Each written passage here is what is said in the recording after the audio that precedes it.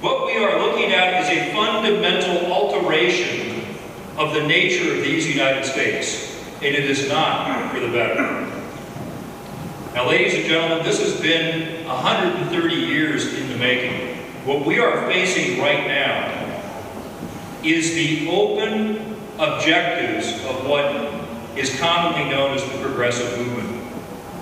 And the progressives in this nation have been openly hostile to the Constitution since the 1880s. They believe that the United States Constitution is an obsolete document. They believe that it presents a roadblock to their plans to improve the United States, to kind of bring a utopia on earth through government action at the expense of our individual liberties and freedoms. Now, I suppose you can understand that if you also then understand that they don't believe that the purpose of government is to secure our unalienable rights. Of course, the word unalienable means you cannot separate us from our rights, our God-given rights. But the progressives believe that the purpose of government is to help us out, because we're too feeble or stupid to manage our own affairs. So we must have their assistance from cradle to grave. Because in their mind, the purpose of government is not to secure our unalienable rights, but to protect us, sometimes from our own stupid actions. And of course, you see that in California, where we passed crazy bill after crazy bill. I don't know how many of you saw, a few weeks ago, there was a bill proposed that would make mandatory the use of helmets on ski slopes. Now, you know, if you want to wear a helmet, great, go wear a helmet. But do you really think it is government's job to tell ski slope operators what equipment their patrons have to wear? I mean, I jokingly said, what's next? We're going to, you know, require that people on ski slopes are going to have to wrap themselves in bubble wrap? I shouldn't have said that, though, because I probably gave someone a bright idea in Sacramento. So this is emblematic, I think, of the progressive movement and its effort to prescribe for us ever more detailed laws and regulations. And regarding regulations, let me wrap up by saying this.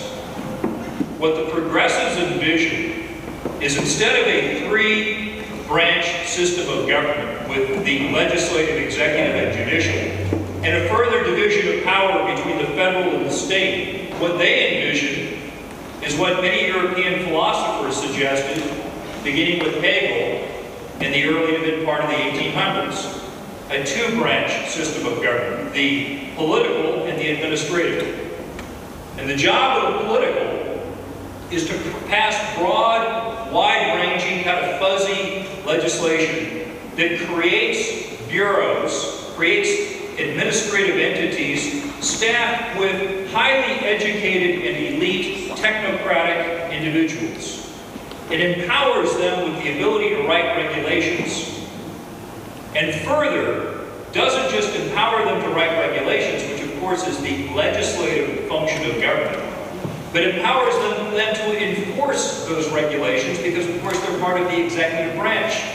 And then to add insult to injury and concentrate power even further, if they find that you violated one of the regulations that they drafted and are enforcing, you then, if you protest, go back to them for adjudication, whereupon you have the judicial branch of government and its functions also resident within that unelected bureaucracy. And where do we see that in the state of California? We see it in organizations or entities like the California Air Resources Board, where it has now been empowered because of the unfortunate passage of AB 32 back in 2006, California's version of the cap-and-trade energy tax that Barbara Boxer has so far unsuccessfully tried to push through Congress.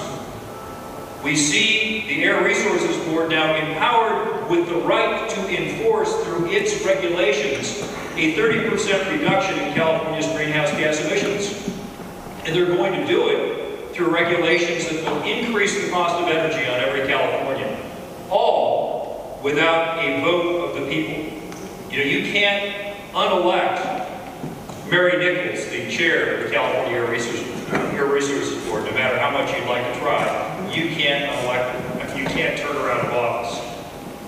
And of course, at the federal level, we see the same thing now with the Environmental Protection Agency, with the recent ruling that carbon dioxide is a toxin deserving of regulation. Now, I know that there may be a few trees out there that disagree with the notion that CO2 is a toxin. Of course, in my case, I may be the only elected official in this room, so perhaps for me, it really is toxic. But I would submit to you that the Environmental Protection Agency's ruling came about precisely because Barbara Boxer was unable to get passage of her cap-and-trade energy tax that would have cost every American family $2,000 per year in higher energy costs. And when her legislation failed, the Obama administration did through regulatory fiat exactly what Barbara Boxer failed to do as our duly elected federal representative in the U.S. Senate. And therein is the danger of what we're dealing with today with the administrative state. You see, whether you like it or not, whether you approved it or not, their plans for your lives continue forward unabated. And I believe that in 2010, the American people are beginning to wake up to why this is inimical, not only to their future generations of economic prosperity, but also of individual liberty and freedom. This is the moment in time for us to get mobilized, to get organized, and to elect individuals who respect the Constitution and who understand that their first official act as an elected official is to raise the right hand and swear an oath to support and defend the Constitution of the United States of America against all enemies, foreign and domestic. Thank you so much for being here today.